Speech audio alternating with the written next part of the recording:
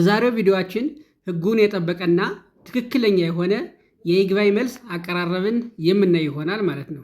ተከራካሪ ወገኖች በስር ፍርድ ቤት ሲከራከሩ ከቆየ በኋላ አንደኛው አሸናፊ ይሆናል ማለት ነው። አሸናፊ ሲሆን የተሸነፈው ወገን ለይግባኝ ሰሚው ፍርድ ቤት ይግባኝ ይላል።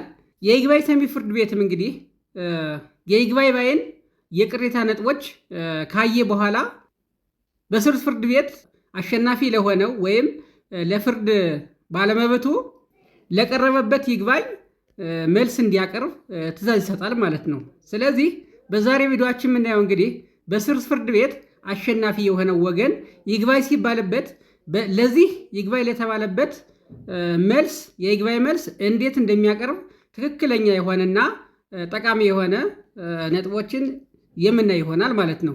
የይግባኝ ቅሬታ ነጥቦችን አንድ ሁለት በማለት ዘርዝሮ ያቀርባል ማለት ነው።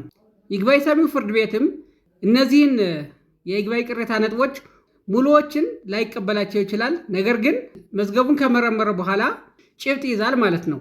ያስቀርባል ካለ ያስቀርባል ያለበትን ጭብጥ ከያዘ በኋላ ለፍርድ ባለመብቱ መልሱን እንዲያቀርብ ይግባኝ ባይ ያቀረባቸውን የቅሬታ ነጥቦች እና በጭብጥነት የያዛቸውን ነጥቦች በአንድ ላይ በማድረግ ለፍርድ ባለመብቱ የይግባኝ መልሱን እንዲያቀርብ መጥሪያ ይልክለታል ማለት ነው።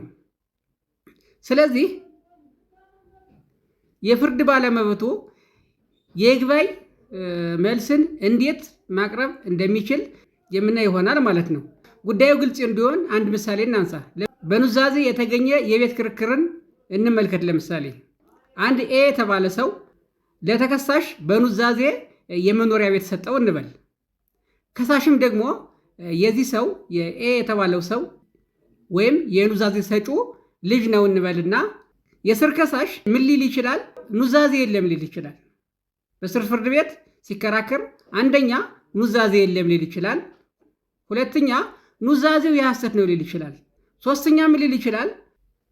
ኑዛዜው በሕግ ፊት ተቀባይነት የለውም ሊል ይችላል። እንግዲህ አንድ ኑዛዜ የሚጸናው ምን ሲሆን ነው? ኑዛዜው በተናዛዡና በአራት ምስክሮች ፊት መነበብ አለበት ስለሚል፣ ስለዚህ ኑዛዜው ሕጋዊ አይደለም፣ አራት ምስክሮች አይደሉም፣ አንድ ምስክር ነው ወይም ሁለት ምስክር ነው ሊል ይችላል። ሌላው ደግሞ ምን ሊል ይችላል? ምስክሮች አካለ መጠን ያላደረሱ ናቸው።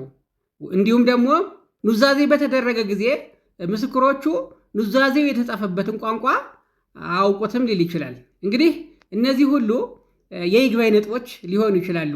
ከነዚህ የይግባኝ ነጥቦች መካከል እንግዲህ ይግባኝ ሰሚ ፍርድ ቤቱ እነዚህን ሁሎችን ነጥቦች ላይዛቸው ይችላል። ለምሳሌ ሁለቶችን ብቻ ቢይዝና ኑዛዜ የለም ወይም ደግሞ ኑዛዜው የሐሰት ነው የሚሉትን ሁለቶችን በጭብጥነት ሊይዝ ይችላል የይግባኝ ሰሚ ፍርድ ቤት። ስለዚህ ከመጥሪያው ላይ ምን ያደርጋል?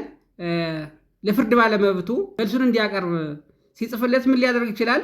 ኑዛዜ የለም እንዲሁም ደግሞ ኑዛዜው የሐሰት ነው የሚሉትን ለመመርመር መልስን አዘጋጅተና በማለት በስር ፍርድ ቤት የፍርድ ባለመብት ለሆነው ወገን መጥሪያ ይልካል ማለት ነው።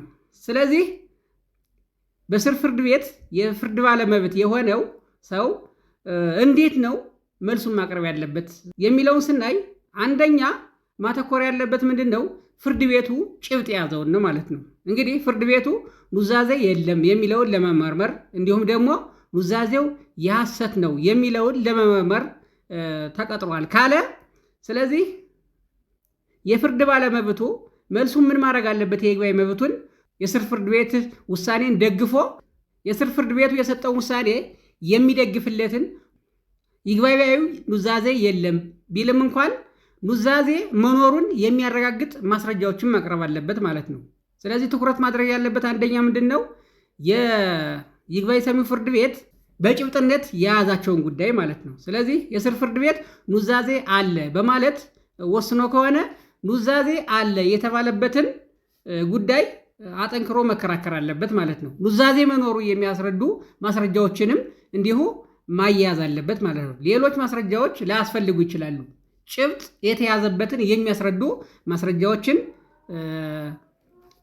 ማቅረብ አለበት ማለት ነው። እንዲሁም ደግሞ ኑዛዜው እውነት መሆኑን የሚያስረዱ ማስረጃዎችን በማቅረብ ኑዛዜው እውነት መሆኑን ፍርድ ቤቱን ደግፎ የስር ፍርድ ቤቱን መከራከር አለበት ማለት ነው። ስለዚህ በዋነኝነት ማተኮር ያለበት አንደኛ ምንድን ነው? ፍርድ ቤቱ ጭብጥ በያዘው ጉዳይ ላይ ያስቀርባል ብሎ ፍርድ ቤቱ ይግባኝ ሰሚው ፍርድ ቤት ያስቀርባል ብሎ በጭብጥነት የያዛቸውን ጉዳዮች ላይ ማተኮር አለበት ማለት ነው። ነገር ግን እነዚህ ብቻ አይደሉም። ምንም እንኳን ፍርድ ቤቱ የያዛቸው ጭብጦች አሁን በያዝነው ምሳሌ እነዚህ ሁለት ብቻ ቢሆንም ይግባኝ ባዩ ያቀረባቸውን የይግባኝ ነጥቦች ሁሉ መመለስ አለባቸው ማለት ነው። ለምን? ምንም እንኳን ፍርድ ቤቱ የያዛቸው ጭብጦች እነዚህ ብቻ ቢሆኑም ጭብጡ ኋላ ሊቀየር ይችላል። በቃ እዚህ ላይ አሁን በደንብ የምትይዙት ምንድን ነው? ጭብጡ አሁን ላይ ፍርድ ቤቱ የያዘው ጭብጥ ትንሽ ብቻ ወይም ደግሞ 1 2 3 ብቻ ቢሆንም በሂደት ጭብጡ ሊቀየር ስለሚችል ይግባኝ ባይ ያቀረባቸው የይግባኝ ነጥቦች ሁሉ በሙሉ መልስ ማግኘት አለባቸው ማለት ነው። ስለዚህ ፍርድ ቤቱ የያዘው ጭብጥ 1 ብቻ ነው 2 ብቻ ነው ተብሎ በነዛ ጭብጦች ላይ ብቻ መልስ መሰጠት የለበትም ማለት ነው። በዋነኝነት በጭብጥ የተያዙት ትኩረት ተደርጎ ሊመለሱ የሚገቡ ቢሆንም እንኳን ይግባኝ ባይ ያነሳቸው ነጥቦች ሁሉ መልስ ማግኘት አለባቸው። እነዚህ መልሶች በማስረጃ መደገፍ አለበት ማለት ነው። እንግዲህ ባጭሩ ምን ማለት ነው? መልስ ሰጭ መልሱን ሲያቀርብ አንደኛ ይግባኝ ሰሚው ፍርድ ቤት የያዛቸውን ጭብጦች፣ ሁለተኛ ደግሞ ይግባኝ ባይ ያቀረባቸውን የቅሬታ ነጥቦች የሚመልሱ ማስረጃዎች መያያዝ አለባቸው ማለት ነው። ስለዚህ እነዚህ ሁለት ነገሮች ግዴታ ያስፈልጋሉ ማለት ነው። እንግዲህ ዛሬ ያቀረብኩላችሁ የህግ ምክር ይህን ይመስላል። በሌላ ቪዲዮ እስከምንገናኝ ሰላም ሁኑ።